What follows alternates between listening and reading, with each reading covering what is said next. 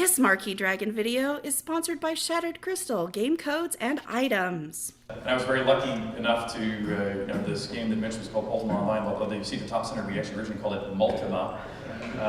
So Multima, was not only the first big MMO success, but really is still doing quite well to this day. I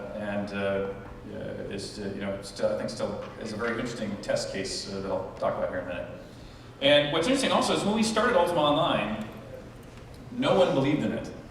This was the hardest game I've ever had to try to get going. I had recently joined Electronic Arts. The way Electronic Arts at that time, and I'm not sure if they still do this way, but almost all investment decisions are based on sales projections. And the sales projections are based upon reading a treatment about the game and doing an analysis of what the sales should be. And if the projections are sufficiently high, then your game gets funded. Well, since there had been no previously successful massively multiplayer game, the sales projections for Multima were zero. And after about a year or two, we managed to argue them up to the lifetime sales projections for Ultima Online were 30,000 units. And still, that basically funds nothing at this day and age. And it was only by sheer force of will that I convinced people to let me run over budget on another Ultima I was working on, Ultima 9, to give a scant bit of money to get this game started. And it was only when we got it to a beta test stage and we were already out of money. And so we put up one of EA's very first ever websites. And it basically said, hey, we're the Ultima guys, we're doing this game Ultima Online. If you'd like to come participate, please send in $5 for the privilege of being a beta tester. And we had 50,000 people within a week send in $5 to become a beta tester. And suddenly the world changed. We went from being the bastard stepchild project that literally nobody cared about to being the most important thing happening within the EA world, which was both a blessing financially and a curse based on the management layers that suddenly became part of our life. But what's interesting also about Ultima Online is, when it shipped, it became the fastest selling PC game in Origin and Electronic Arts history. It outsold all the previous games combined times 10 within about its first 2 years. And it did that all with graphics and technology, and frankly a team that was old. In the sense of technologically very far behind. I mean, literally, we used Ultima 6's graphics. We exported it from Ultima 6, so a game that was almost 10 years old. And that became the foundational graphics that expanded on to some degree for Ultima Online. And so as we were working on it, we were in constant critique by players and magazines about how this game was kind of behind the times, it didn't really look that good, its performance wasn't that good. And yet, in spite of all those deficiencies, that extra great, most powerful feature, if you could play with other people in real time, drove the sales to that dramatically higher state. And that's a very important lesson for what I think the third era has coming up in it too. And what happened though after Ultima Online, of course, is that technology rapidly moved up. And so if you look at Worlds of Warcraft or Tabula Rasa or any other contemporary ones, the technology that goes into massively multiplayer games is now really no different than the technology that goes in behind a first-person shooter or anything else that licenses some of those core techs to build games out of. And so in what took 20 years for solo player games to what I'll call mature, it only took about 10 years for massively multiplayer games to mature. And there were some interesting lessons here too as a developer that I think still ring true to this day, but I don't hear people talk about too much.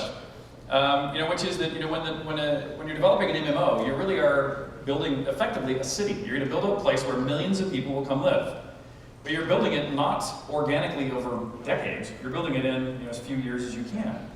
And what's the odds if the city of Austin has a few million people in it, Ultima Online had a few million people in it.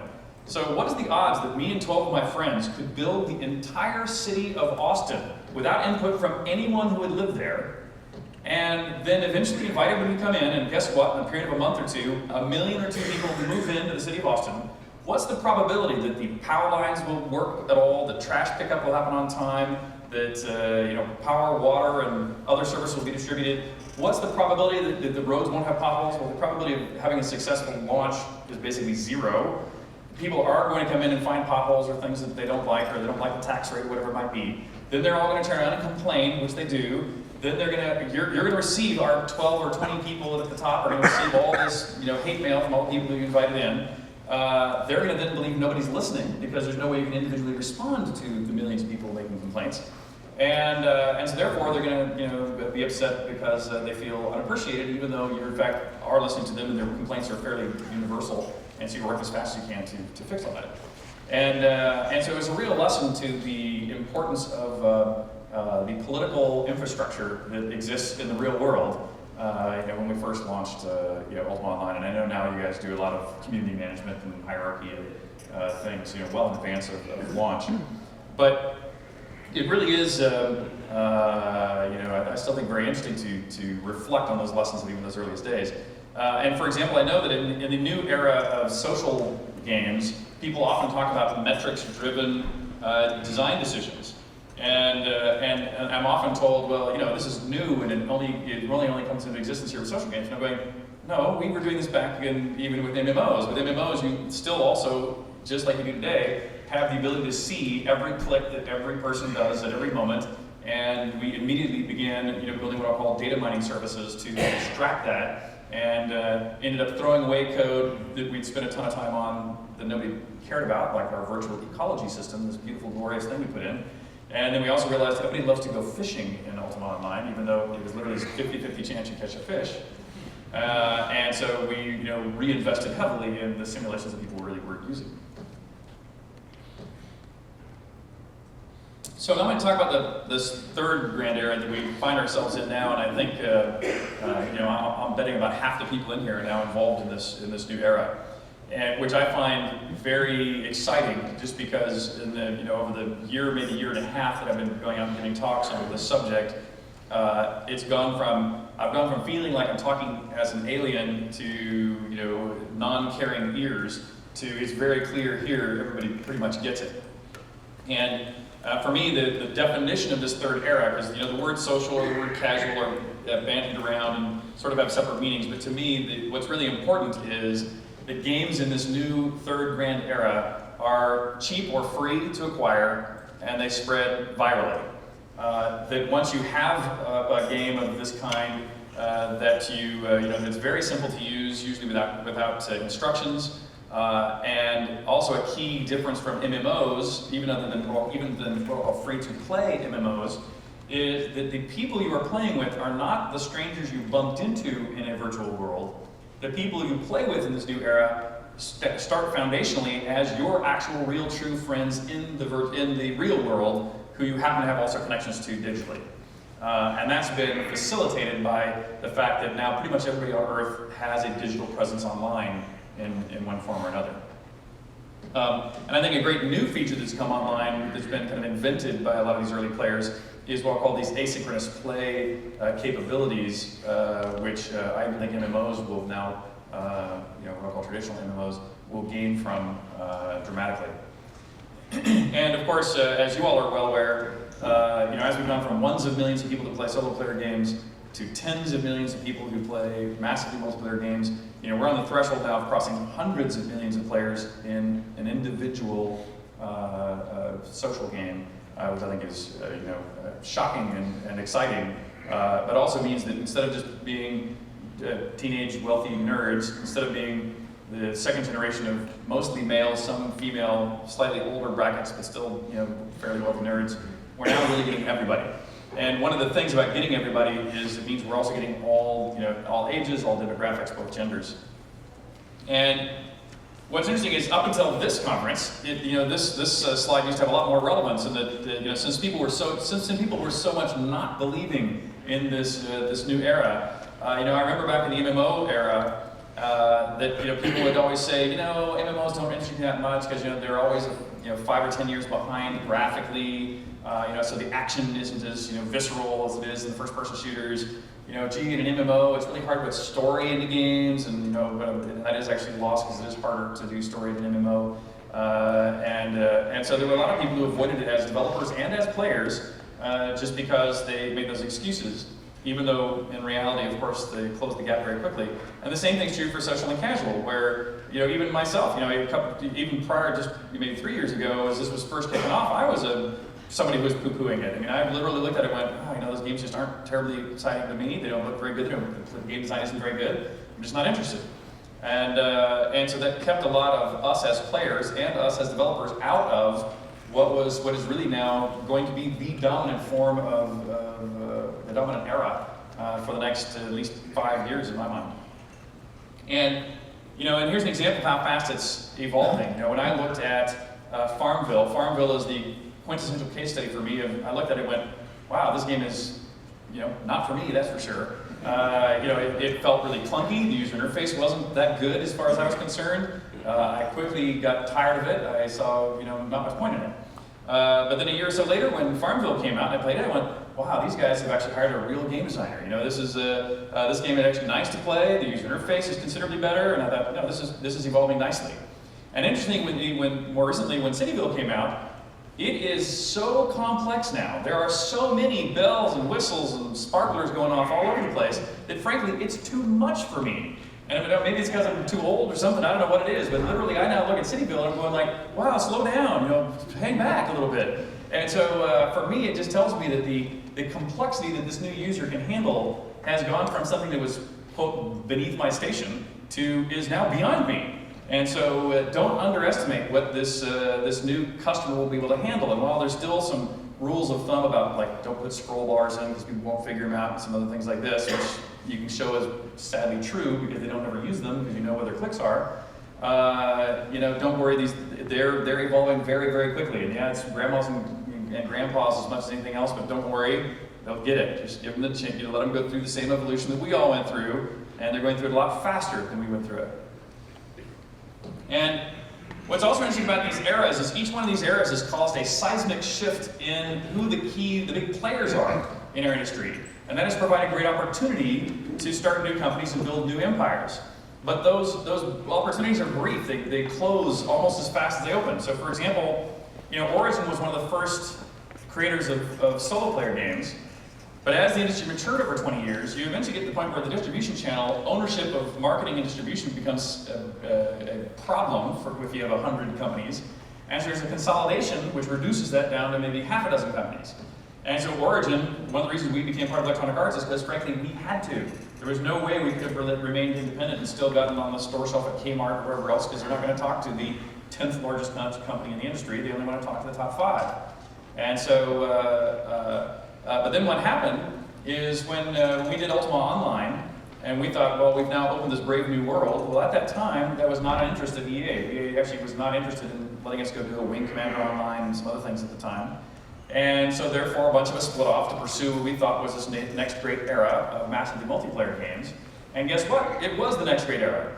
And that allowed not only our company to get going, but it allowed big players to come in, like NCSoft, which didn't exist prior to MMOs and is now globally one of the top companies. It allowed Blizzard, who was already doing a pretty darn good job in solo player games, but they've really become dominant as a company and are extremely strong as a company through their MMO work. But that lasted only about 10 years, and right now I would say it's already very heavily consolidated. We're through the consolidation process. And so I think it's at least I personally would not be able to start a new, quote, MMO company, just because I think it's too hard. I think the window of opportunity has already made that very difficult. And now we're in this third era with social games, and there's again some of what I'll call the traditional players had some leadership positions or opportunities, have done okay with them, but there have been new players that because the traditional companies again didn't manage to move fast enough or see it or invest in it quickly enough, for whatever reason, new companies like Zynga and Playfish and my company, POrtalarium, give us a chance to come in and get a bulkhead before everything starts consolidating too quickly. But by the way, this one's happening much quicker. It's only 20 years for solo player games, 10 years for massively multiplayers, and it's probably going to be about 5 years for social and casual games before it settles out. And so as many exciting things that I've seen you guys already talk about that you're working on, I would actually already say that if you are not, you're either going to be bought up by a Zynga or a Playfish or somebody else in the near-term future, and that may be a perfectly fine future for you, or you're going to find a way to work together with me or with each other or whatever it is to create an entity that is big enough and strong enough to have volume and control of the channel, which is already consolidating. If you're not already looking forward to that consolidation process, you're in trouble, in my mind. And And so, so my advice is just, don't get left behind in this era. It's already later than you think in this era. So, good strategic planning is very important. Another thing I'd like to talk about just as a developer is what I'll call, my own personal professional highs and lows. I've been very fortunate that, while only about 1% of published games actually do particularly well, I've had the majority of my games do pretty well. I've had some particular highs. For me, it was Ultima 4, Ultima 7, and Ultima Online. And what's interesting about those high points for me, both hurt my personal happiness with the games, which is also just happens to be correlated with the success of the game, but it's not caused by the success of the game. I think it's the other way around. I think the fact I'm happy with it is also one of the things that caused it to be successful. And those were games, all three of those games were games where when I was developing them, my peers and the business half and the marketing half, the companies I was working with, did not understand or believe in what I was doing. And yet I felt passionately that I was on the right path. And I finished it despite great opposition and was vindicated by the results. And it's for all three of those games. My best successes went that way. And interestingly, the two games that are what I'll call my low points were exactly the opposite. Those were games where they came right after I just sold my company to another company, that the new parent company had very strong opinions about how I should be doing my job, and I listened to them. And that was a horrible mistake. And in both of those cases, it was listening to my new overlords and their strong opinion about how games should be launched or developed or designed or presented to the general public, which was not my own instincts. They caused me to deviate from my plan, fall way behind, further behind on schedule, and ship games that were frankly incomplete. And much to my personal sadness and much to the game's struggle in the open market. Let's see, I'm going to skip that for today. And I'm going to go on to, so let me talk a little bit about POrtalarium, my new company, and kind of how we're intending to slice the problem of today.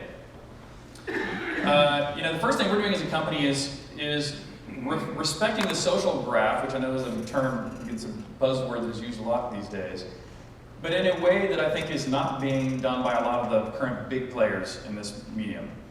If you go play most of the big social companies' games, you are still isolated from your true friends who are playing in another one of even that same company's games, much less if it's in a third party's games, much less if it's not on the same social media network.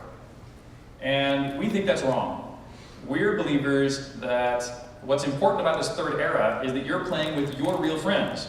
And you don't care if they're on Facebook really, you don't fundamentally care if they're playing a Zynga game, you don't fundamentally care about anything other than they're your friends, you want to kind of know what they're doing. And if they're doing something fun, you want to do it with them.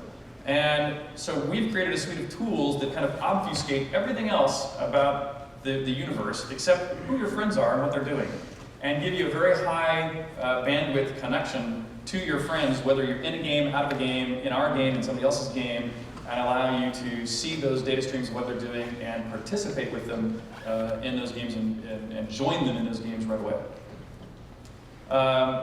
Of course, we also think great games are a big part of it. And we've just announced our first original game. It's this game called Ultimate Collector. You'll notice the art style is probably not familiar to you as a Lord British game.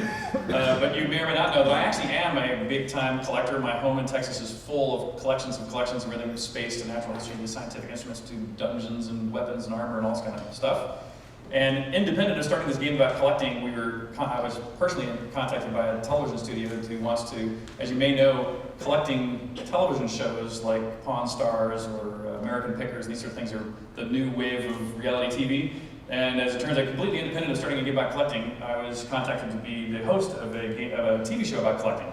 And so we said, well, good opportunity to put them together. So we have a TV show and a game called Ultimate Collector in the works.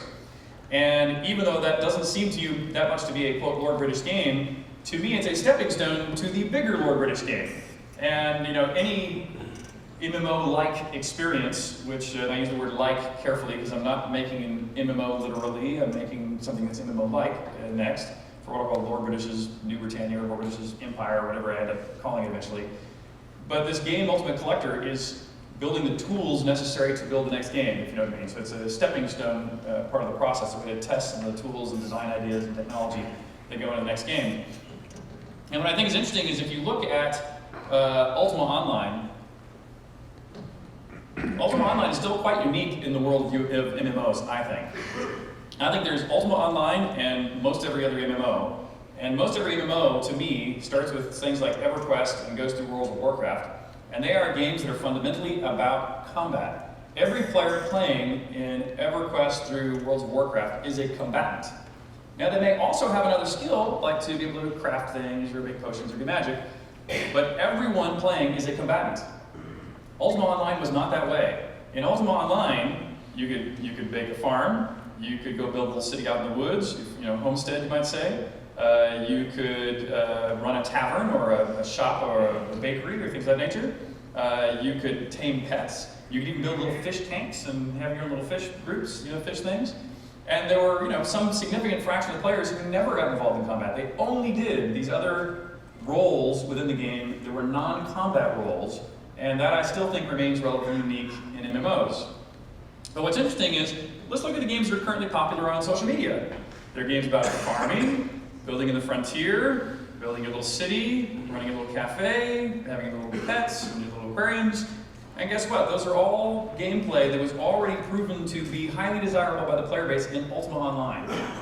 And so I actually think that my Ultima teams, so to speak, are actually quite uniquely qualified to create a game in this new era, which what I'll call reintegrates the design principles that I believe I've kind of founded through my earlier work, and take it first through this game, Ultimate Collector, that again is right in the sweet spot of what's already popular, but still begins to migrate towards the bigger experience, which who knows exactly what I'll end up calling that, but maybe New Britannia or something, who knows. But let me now close by saying, talking a little bit about the future.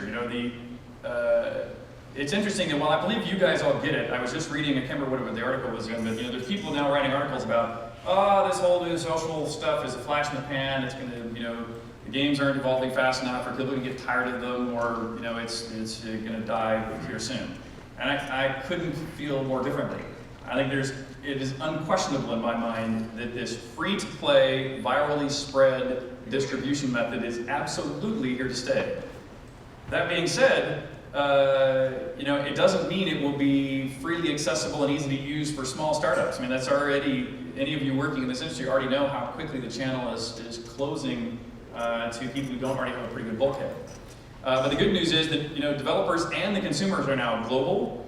We're now going to see, not only that what I'll call the traditional genres remain popular, there will be in this new free-to-play, virally spread game style. There, of course, will be first-person shooters and real-time strategy and MMOs, as well as these current role kind of playing games that are done with farming and building.